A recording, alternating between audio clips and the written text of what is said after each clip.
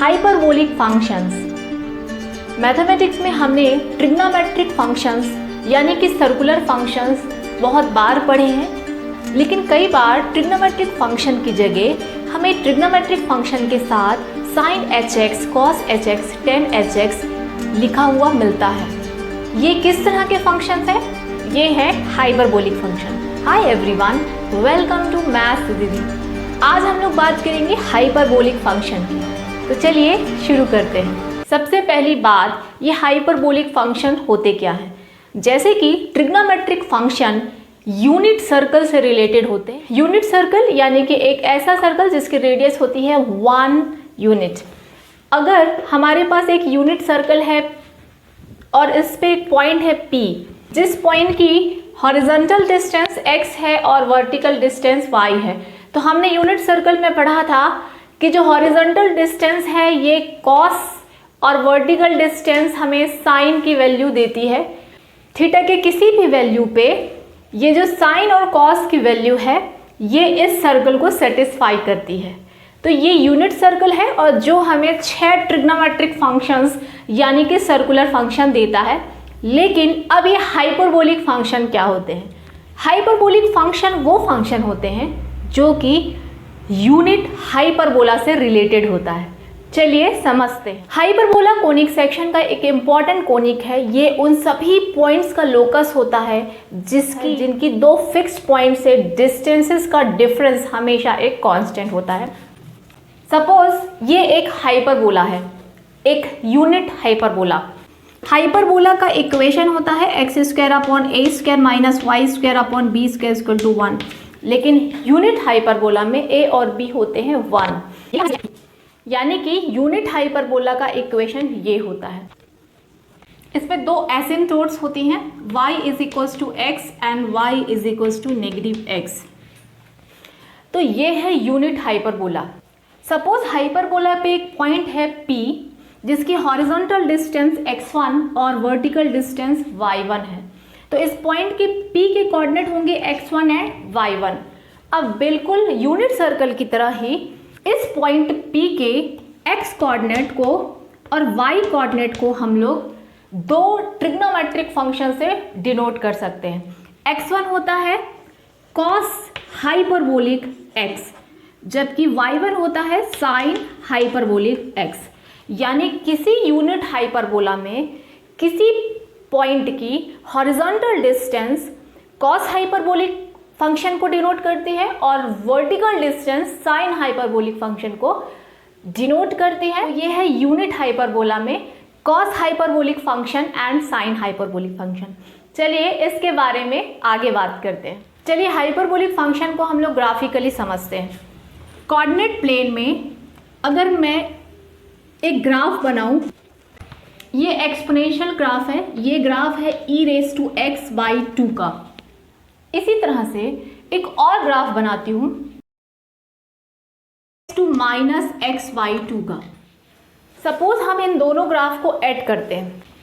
इनको ऐड करने पे हमें ये जो ग्राफ मिल रहा है, ये ग्राफ है e⁻x/2 प्लस e⁻x/2, यानी कि e⁻x प्लस e⁻x/2 के इक्वल। और ये कुछ और नहीं है बल्कि this is cos hyperbolic x।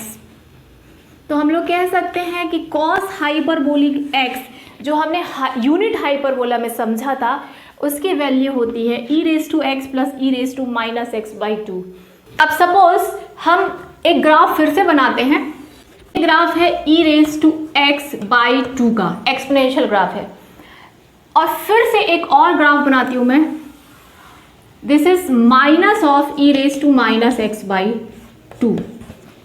अगर हम इन दोनों ग्राफ को कंबाइन करते हैं तो इन दोनों ग्राफ को कंबाइन करने के बाद जो ये ग्राफ मिलता है, ये ग्राफ है साइन हाइपरबोलिक x, यानी कि sine hyperbolic x is equal to e⁻x - e⁻x/2। तो हम लोग कह सकते हैं ये है cos हाइपरबोलिक फंक्शन जिसका ग्राफ है ये, और ये है साइन हाइपरबोलिक फंक्शन जिसका ग्राफ है ये। ट्रिग्नोमेट्रिक फंक्शन से थोड़ा सा अलग ये प्रॉपर्टीज देते हैं। तो चलिए मैथमेटिकली हाइपरबोलिक फंक्शंस को समझते हैं। ये e रेज टू एक्स की यानी एक्सपोनेंशियल की मैक्लॉरिन सीरीज़ है। अगर मैं x की जगह यहाँ पे माइनस एक्स रख दूँ तो मुझे मिल जाएगा e की पावर माइनस एक्स हो जाएगा। जहाँ जहाँ ऑड पावर्स हैं वो नेगेटिव हो जाएगा और बाकी इवन पावर्स तो वैसे ही रहेंगी। तो हमें e पावर माइनस एक्स की वैल्यू ये मिल जाती है। अब अगर हम इन दोनों सीरीज़ को ऐड कर लें तो क्या हो जाएगा, e raise to x plus e raise to minus x is equal to, जब मैं दोनों को ऐड करूँगी, अब जब मैं दोनों सीरीज़ को ऐड कर लूँगी तो क्या होगा, देख सकते हैं हम 1 + 1 2 हो जाएगा और जितने भी इवन पावर्स हैं वो ऐड हो जाएंगे, ऑड पावर सब कैंसिल हो जाएंगे। मिल जाएगा 2 + 2 times of x² / 2 factorial plus 2 times x⁴ / 4 factorial plus 2 times x⁶ / 6 factorial and so on. यानी हर टर्म 2 बार हो गई। अगर मैं इसमें से 2 कॉमन ले लूँ तो ये हो जाएगा 1 + x² / 2 factorial plus x⁴ / 4 factorial and so on. ठीक है, और 2 जो मैंने कॉमन लिया है ना, अगर हम लोग ले आएँ इसके पास तो e raise to x plus e raise to minus x by 2 की वैल्यू मिल जाएगी अपन को इतनी। ये जो सीरीज़ मिली है, ये पूरी सीरीज़, ये एक इनफाइनाइट सीरीज़ है। ये है कॉस हाइपरबोलिक x, इसे कहते हैं कॉस hx, यानी कि जो e raise to x plus e raise to minus x by 2 ये वैल्यू किसकी है, कॉस hx की। तो हम लोग इसे कहते हैं, इन्हें कहते हैं हाइपरबोलिक फंक्शंस। इसी तरह से अगर हम लोग इन्हें ऐड करने के बदले इन्हें सबट्रैक्ट कर दें, e raise to x minus e raise to minus x by 2, तो हमें जो सीरीज़ मिलेगी उसमें इवन टर्म्स जो हैं वो कट जाएंगे और ऑड टर्म्स जो हैं वो बच जाएंगे। तो आपको जो सीरीज़ मिलेगी वो होगी x³ / 3 factorial plus x⁵ / 5 factorial and so on. और ये वैल्यू है साइन हाइपरबोलिक x की। तो ये हाइपरबोलिक फंक्शंस हो, तो ये दोनों कहलाते हैं हाइपरबोलिक फंक्शन। अभी तक डिस्कस किया कॉस हाइपरबोलिक और साइन हाइपरबोलिक फंक्शन की। अगर मुझे tan हाइपरबोलिक फंक्शन के बारे में जानना हो तो tan hyperbolic function is sine hyperbolic function upon cos hyperbolic function. अब अगर मैं इन दोनों की वैल्यू रख दूं तो ये क्या आ जाएगा, दिस अपॉन दिस, और 2 कर देंगे हम लोग कैंसिल, तो ये कुछ इस तरह से मिल जाता है। This is value of tan hyperbolic function. और अगर ये 3 बेसिक हाइपरबोलिक फंक्शन बन गए हैं तो आप ऑब्वियसली बाकी के भी बना सकते हो। तो ये फंक्शंस कहलाते हैं हाइपरबोलिक फंक्शंस हैं। ये हायर स्टडीज़ में आपको बहुत बार देखने को मिलेंगे। एडवांस्ड मैथमेटिक्स जब आप पढ़ेंगे डिफरेंटली बिहेव करते हैं। मान लीजिए मैं साइन हाइपरबोलिक को डिफरेंशिएट करती हूँ तो क्या आएगा, यानी मैं डिफरेंशिएट करना चाहती हूँ e raise to x minus e raise to minus x by 2।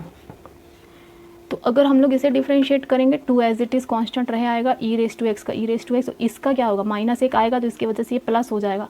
तो ये तो क्या है, ये तो कॉस हाइपरबोलिक है। तो हम लोग कह सकते हैं कि differentiation of sine hyperbolic function is cos hyperbolic function. ठीक है, तो ये एक रिज़ल्ट मिल जाता है आपको यहाँ से। और इसी तरह से अगर हम लोग डिफरेंशिएट करें cos hyperbolic function, if we differentiate cos, यानी कि मुझे अगर प्लस वाले को डिफरेंशिएट करना है तो क्या आ जाएगा, if I want to differentiate e raise to x plus e raise to minus x by 2, तो इसमें क्या होगा, 2 एज इट इज़ रहेगा, e रेज टू एक्स रहेगा और ये माइनस हो जाएगा, यानी कि ये आ जाएगा साइन हाइपरबोलिक। तो जैसे कि नॉर्मल फंक्शन जो होते हैं सर्कुलर फंक्शन में हम लोग जानते हैं कि माइनस आ जाता है कॉस के डिफरेंशिएशन में माइनस, लेकिन यहाँ पे नहीं आता है क्योंकि ये हाइपरबोलिक फंक्शन है। तो this is derivative of cos hyperbolic and sign hyperbolic function.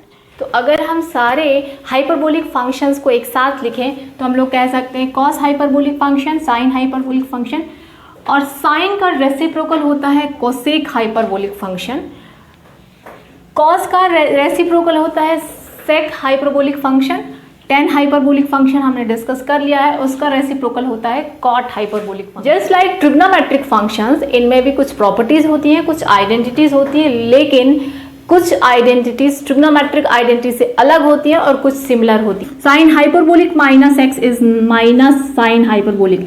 हम चाहें तो इससे डिराइव भी कर सकते हैं, जैसे e raise to x minus e raise to minus x by 2। ये किसकी वैल्यू है, हमारी साइन हाइपरबोलिक x की। अगर मैं इसमें x की जगह -x रख दूँ तो क्या हो जाएगा, ये ऑब्वियसली उलट जाएगा, चेंज हो जाएगा।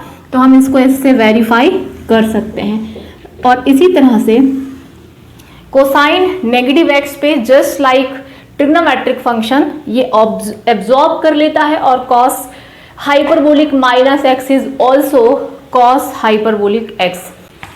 1 minus tan square hyperbolic x is equal to sec square hyperbolic x. जो फंडामेंटल आइडेंटिटी है ट्रिग्नोमेट्री की, उसी तरह से हाइपरबोलिक फंक्शन में ये एक आइडेंटिटी होती है। और इसी तरह से cos square hyperbolic x minus sine square hyperbolic x is equal to 1। हम चाहें तो इसमें वैल्यू रख के इसे वेरीफाई भी कर सकते हैं। E raise to x plus E raise to x minus x by two whole square minus E raise to x minus E raise to minus x by two whole square. हम लोग इसे verify कर सकते हैं। ये आ जाएगा E raise to 2x plus E raise to minus 2x plus 2 times E raise to X into E raise to minus X minus, इसको एक्सपेंड करेंगे तो ये आ जाएगा आपका ई रेस टू 2x, और ये प्लस आएगा लेकिन ये माइनस अंदर जा रहा है तो ये आ जाएगा E raise to minus 2x, और माइनस में आना चाहिए, ये हो जाएगा प्लस।